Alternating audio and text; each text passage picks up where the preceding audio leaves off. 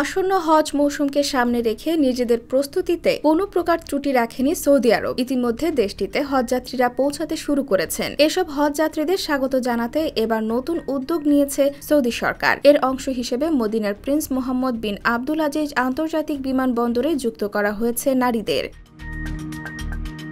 সম্প্রতি সামাজিক যোগাযোগ মাধ্যমে এ সংক্রান্ত একটি ভিডিও ভাইরাল হয়েছে। এতে দেখা যাচ্ছে সৌদির তরুণীরা হজযাত্রীদের ফুল, সুগন্ধি এবং খেজুর দিয়ে বরণ করে নিচ্ছেন। দক্ষ এ নারীদের প্রশংসা করেছেন মদিনার আমির সালমান বিন সুলতান। তিনি সম্প্রতি হজের প্রস্তুতি পর্যবেক্ষণ করতে মদিনার বিমানবন্দরে গিয়েছিলেন। সৌদির নারীদের এই ভিডিও নিয়ে সামাজিক যোগাযোগ মাধ্যমে ব্যাপক প্রতিক্রিয়া সৃষ্টি হয়েছে। সমালোচনা করছেন অনেকে, তবে এর প্রশংসাও করেছেন কেউ কেউ।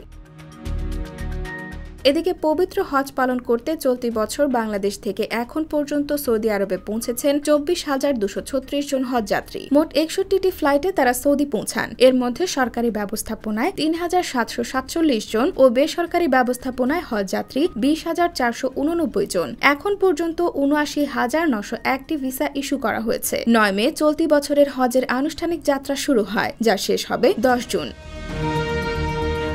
IBTV USA, new York.